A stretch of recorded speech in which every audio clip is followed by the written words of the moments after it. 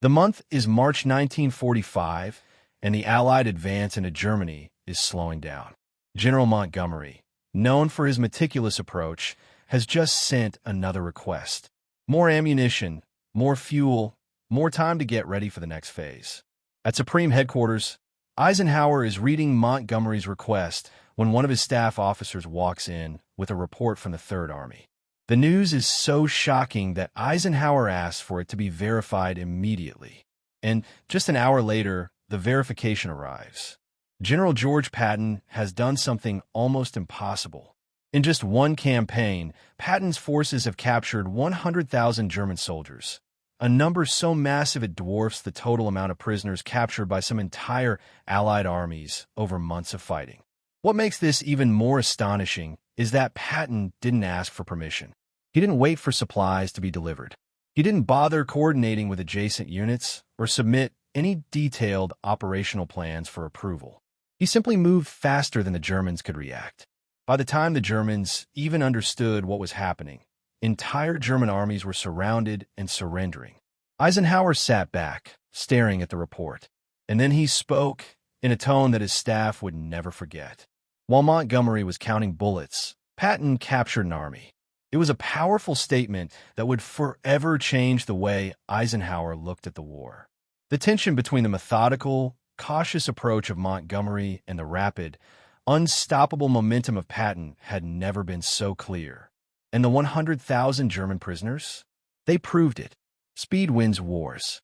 Now, let's take a step back and break down what happened when these two vastly different military philosophies collided. In March 1945, the contrast between Montgomery's careful planning and Patton's relentless drive had become more than just a matter of personalities. It was about two fundamentally different approaches to warfare. Let's dive into this showdown. Montgomery believed in the set-piece battle, a method that required overwhelming force and perfect preparation.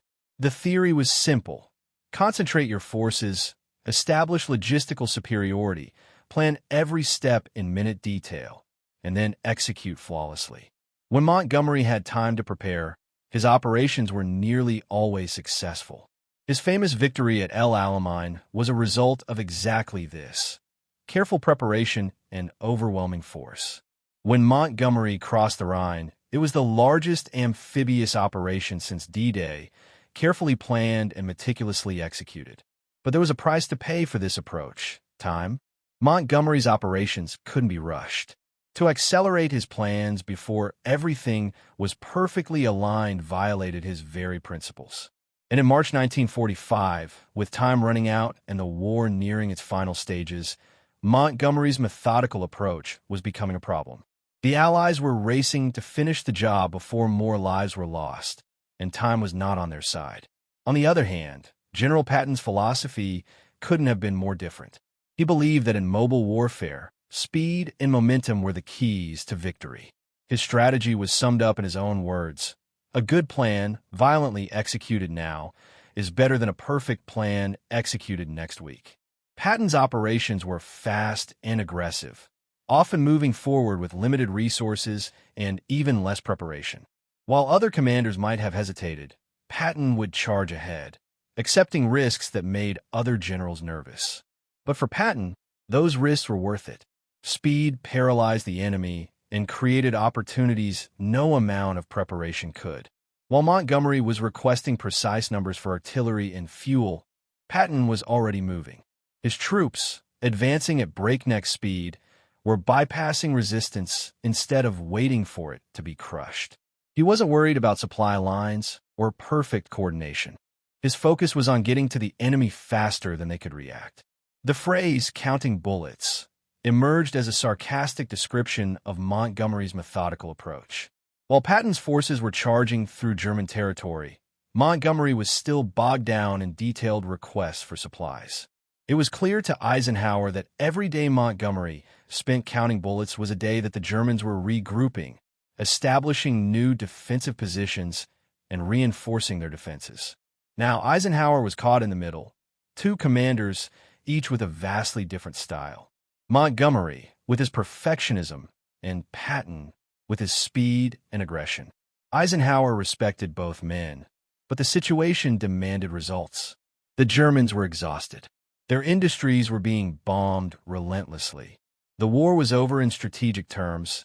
It was just a matter of time.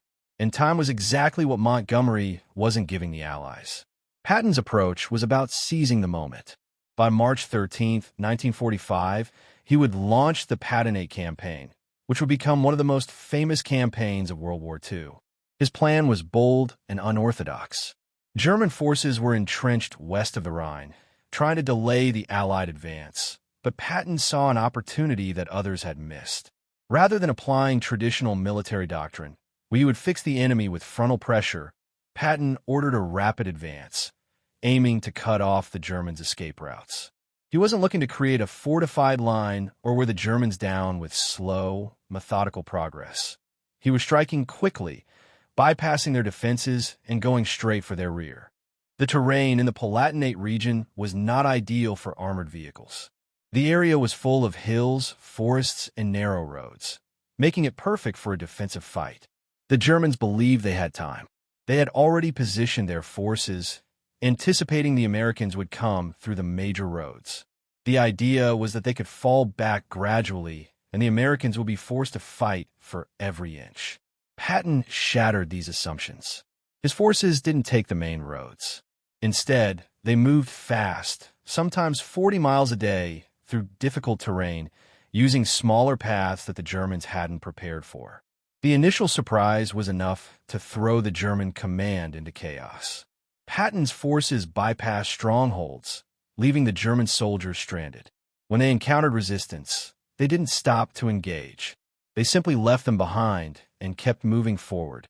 The Germans couldn't believe their eyes when they saw American armor in places where it wasn't supposed to be. By the time they realized the scale of the threat, it was too late. Patton's forces were already deep in their rear areas. The traditional pace of battle had been turned upside down. German commanders assumed they had days or hours to react to American movements, but Patton's pace was so rapid that they couldn't even formulate a coherent response. The German command found itself in a nightmare. Their defensive plans relied on a steady flow of communication and the ability to fall back gradually. But Patton's troops arrived so quickly that it rendered everything else irrelevant. Supply convoys were cut off, defensive positions were bypassed, and headquarters were overrun before the Germans even had time to understand what was happening. Patton's genius was not in having superior firepower or better tanks. His success was rooted in his ability to maintain momentum. He moved faster than the Germans could react, forcing them into situations where they had no choice but to either surrender or be destroyed. His ability to maintain speed while still managing logistics and supporting his troops was unmatched. The traditional slow advance favored by Montgomery, which focused on supply lines and perfect planning, simply couldn't compete with Patton's aggressive, fast-paced strategy. The Germans, who had been fighting on multiple fronts for years, were already exhausted by this point in the war. March of 1945 was when the realization finally hit home. Germany could not replace its losses, and its once powerful armies were starting to disintegrate. There was no more hope of victory. The question for many German soldiers wasn't whether Germany would lose, but rather how long they could survive. By March 20th, Patton's Third Army had already advanced over 60 miles into German territory and was threatening to cross the Rhine. This wasn't just a tactical victory. It was psychological warfare at its finest.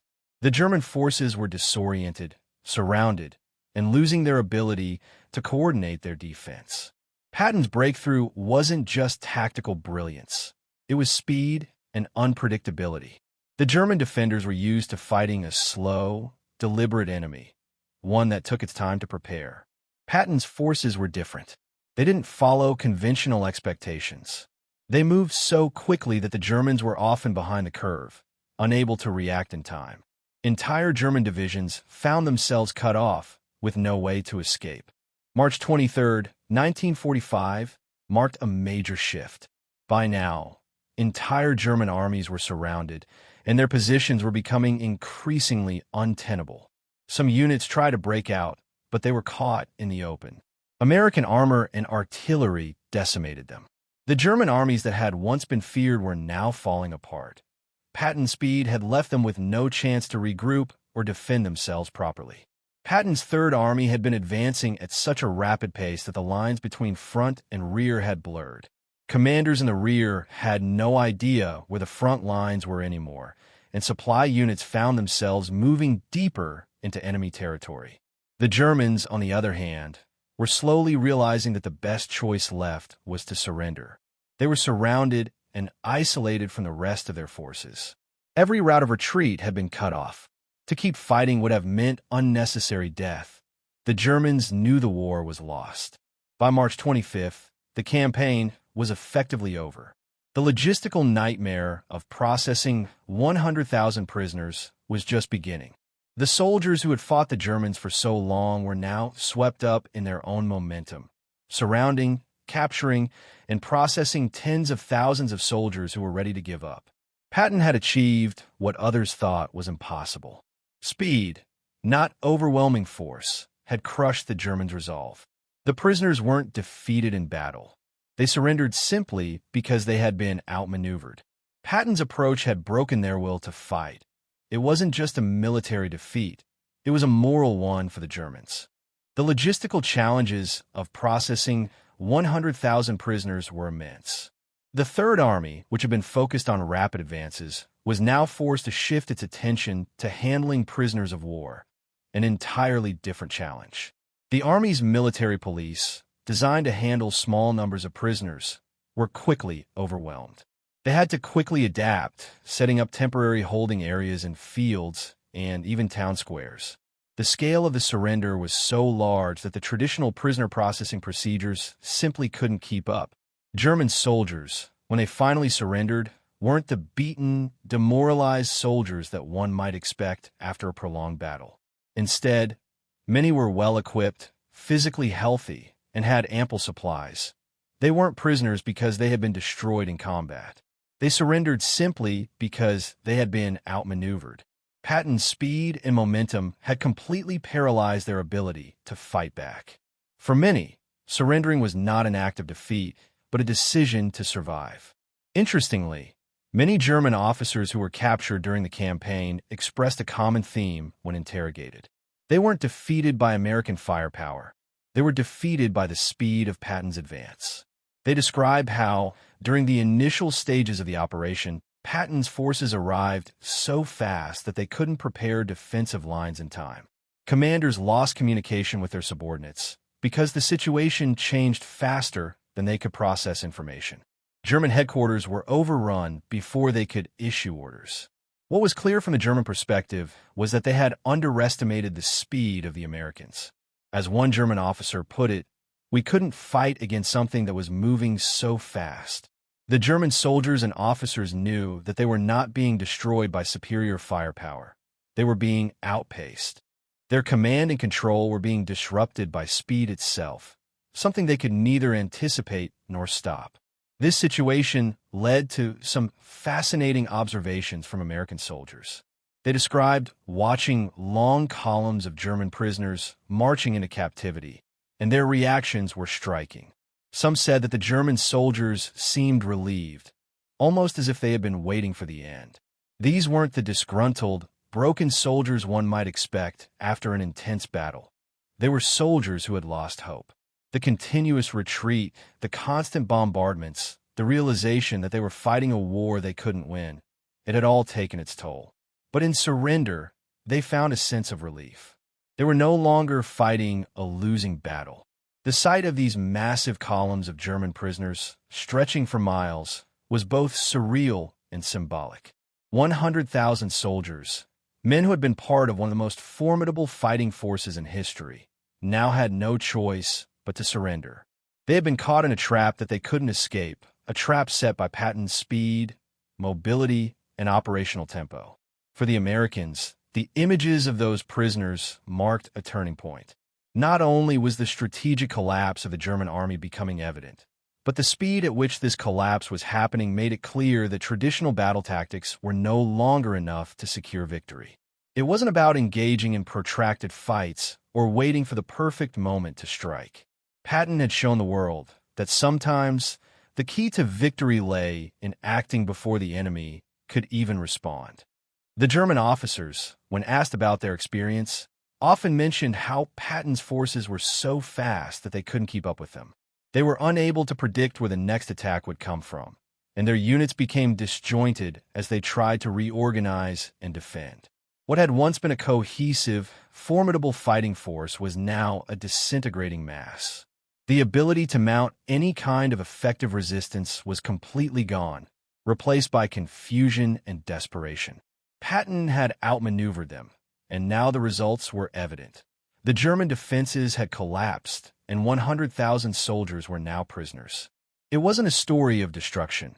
It was a story of defeat through speed and surprise. The Germans had been so caught up in their own defensive assumptions that they failed to realize the scale of the threat until it was too late. By March 25th, the campaign had essentially ended. The German resistance in the Palatinate had completely collapsed, and Patton's Third Army had seized the strategic initiative. The mass surrenders were continuing to flood in, overwhelming American forces in the region. In some cases, entire German divisions, with their equipment intact, simply laid down their weapons and surrendered without a fight. The 6th SS Mountain Division, one of the most elite formations in the German army, surrendered en masse, with over 15,000 soldiers handing themselves over to Patton's forces. This was not a situation where the Germans were defeated in battle. It was a case of outmaneuvering them, cutting off their escape routes, and forcing them to make a choice: surrender or face certain destruction. Patton's operation was more than just a military success. It was a demonstration of how speed, tempo, and decisive action could achieve results that methodical, traditional tactics simply couldn't. The logistical nightmare of processing so many prisoners, while staggering, was a testament to the scale of Patton's success. The capture of 100,000 prisoners was not just an impressive feat, it was a game-changer. It sent a clear message that the Germans were no longer capable of mounting any serious defense against the Allies. By late March 1945, the impact of what had happened in the Palatinate was impossible to ignore. News of the mass surrender spread rapidly across the German front. Soldiers who were still holding positions farther east began hearing rumors that entire armies had been surrounded and captured without being destroyed in battle. The psychological effect was devastating. German commanders no longer asked themselves how to stop the Americans. Instead, they asked how long resistance even made sense. Patton's advance had shattered not just defensive lines, but confidence itself. At Supreme Headquarters, Eisenhower now faced a reality that forced a shift in thinking. He had always believed in balanced warfare, combining careful planning with controlled aggression. But the results from Third Army were undeniable. 100,000 enemy soldiers removed from the battlefield without a prolonged fight meant fewer casualties, fewer destroyed cities, and a much faster road to victory. Eisenhower understood that this was not luck. It was the direct result of tempo, the speed at which Patton operated, leaving the enemy no time to adapt. This success created a quiet but important change in Allied decision-making. When Patton requested fuel, it was approved faster. When he pushed his units forward without waiting for complete consolidation, he was no longer restrained. Eisenhower did not say it publicly, but privately he had chosen a direction. The war would now be driven by momentum. The longer the Germans were allowed to regroup, the more lives would be lost. Speed had become the priority. Montgomery, meanwhile, continued his careful advance in the north. His operations were well organized, well supplied, and methodical. His forces crossed rivers with precision, executed planned assaults, and secured territory step by step. But the contrast was impossible to hide. While Montgomery was preparing the next operation, Patton was already deep inside German territory. While one army advanced by calculation, the other advanced by instinct and opportunity. The political sensitivity of this contrast made Eisenhower cautious in his public statements. He praised all Allied forces equally, but the numbers told their own story. British leadership could not ignore what had happened, even if it made them uncomfortable. Montgomery remained a respected commander, But the Palatinate campaign had exposed the limits of his approach in the final phase of the war. When the enemy is collapsing, methodical caution can become delay. Patton had recognized that moment instantly. He understood that Germany was no longer capable of sustained defense. Every fast move increased panic. Every bypassed unit created confusion. Every encirclement multiplied surrender. Captured German officers confirmed this reality during interrogation. Many admitted that they no longer believed victory was possible by March of 1945. Fuel shortages, destroyed infrastructure, and relentless bombing had already broken the backbone of German resistance. What Patton's speed did was remove the illusion that time still existed. German plans depended on time. Time to withdraw. Time to reorganize. Time to establish new defensive lines. Patton stole that time completely. One senior German officer explained that American units appeared in places that should have taken days to reach. Orders became meaningless before they were even delivered. Units prepared to retreat only to discover that the roads behind them were already controlled by American armor. Headquarters tried to relocate, but were overtaken before they could re-establish command. The war stopped making operational sense. When war no longer makes sense, soldiers stop fighting. For the American soldiers on the ground, the scale of surrender felt unreal. Prisoner columns stretched beyond the horizon. German officers maintained order among their men, not out of discipline for the Reich, but because surrender had become the most rational option. Many Americans later recalled that these prisoners did not look defeated. They looked finished. Their war was over, and they knew it. The strategic consequences were enormous. Removing 100,000 soldiers from the German order of battle meant that future defensive lines would be undermanned.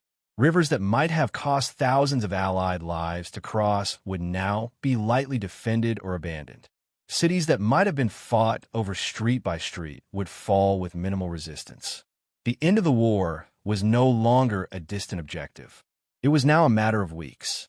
Military doctrine would later study the Palatinate campaign as a turning point, not because of new technology, but because of how decision speed overwhelmed traditional planning. Patton did not win by having more tanks or guns. He won by denying the enemy the ability to think, react, or recover. His campaign proved that when an enemy is already collapsing, aggressive exploitation can save lives by ending the war faster. As Allied forces prepared to push deeper into Germany, one truth had become clear to Eisenhower and his staff. The war would not be finished by perfect plans executed slowly. It would be finished by bold moves executed without hesitation. And Patton was already moving. By the end of March 1945, the meaning of the Palatinate campaign was fully understood at every level of Allied command. What Patton had achieved was not just a victory on the map. It was proof that the German army, once feared across Europe, had reached the point where speed alone could collapse it. The capture of 100,000 soldiers was not the result of a single dramatic battle. It was the result of relentless pressure, constant movement, and the denial of time. The Germans were not beaten into surrender. They were overtaken by reality. At Supreme Headquarters, Eisenhower reviewed the reports again and again. The numbers were verified. The documents were complete. Entire German formations had vanished from the order of battle without major engagements. This changed everything. German resistance beyond the Rhine would be thinner. Counterattacks would be weaker. The final advance into the heart of Germany would face fewer defenders. What might have taken months would now take weeks. And with every week saved, thousands of lives would be spared. Eisenhower never publicly criticized Montgomery. Coalition unity mattered too much. But privately, the lesson was clear. The final phase of the war would not be shaped by caution. It would be shaped by momentum. Orders reflected this shift. Patton was given greater freedom of movement. Supplies were redirected to support rapid advances. Commanders were encouraged to exploit opportunities immediately rather than waiting for perfect conditions. The war had entered its final sprint. For Montgomery, the contrast was uncomfortable but unavoidable. His methodical approach had won battles earlier in the war when German strength was intact. But by March of 1945, Germany no longer possessed the ability to absorb pressure and recover. Delay now worked in the enemy's favor. Patton had recognized this instinctively. He did not wait for permission because he understood that time itself had become the enemy. Across the German front, the psychological impact was devastating. Soldiers who heard about the Palatinate campaign no longer believed in organized resistance. Units began surrendering at the first sign of encirclement. Commanders chose to save their men rather than sacrifice them for positions that no longer mattered. The collapse accelerated itself. Each surrender encouraged the next. The German army did not end with a final heroic stand. It ended with silence, white flags, and long columns of prisoners moving west. For Patton, the campaign was total vindication. He had been criticized for recklessness, for insubordination, for ignoring protocol. His career had survived controversies that would have ended most commanders. Eisenhower had protected him because he believed Patton was necessary. The Palatinate campaign proved that belief was correct. Patton's flaws were real, but his results were undeniable. He finished the war the way he fought it: fast, aggressive, and unapologetic. American soldiers who witnessed the surrender later described it as the strangest moment of the war. There was no celebration, no cheating, just the quiet realization that the enemy was done. These were not defeated men dragged from ruins. They were soldiers who had simply reached the end of a road they could no longer travel. Their war ended not in fire, but in inevitability. Military historians would later debate the lessons of the campaign for decades. Some would argue that Patton took unacceptable risks. Others would say his success depended on German collapse rather than pure brilliance. But even critics agreed on one thing: speed changed the outcome. When armies move faster than decision-making, resistance becomes impossible. The Palatinate campaign proved that momentum can be more powerful than firepower. The capture of 100,000 German soldiers shortened the war. It reduced casualties. It prevented prolonged urban fighting. It denied Germany the ability to organize a final defense. In doing so, it saved lives on both sides. That is the ultimate measure of success in war. History remembers many generals for battles they fought. George Patton is remembered for armies he captured. While others prepared, he moved. While others calculated, he acted. And while others counted bullets, he ended the war.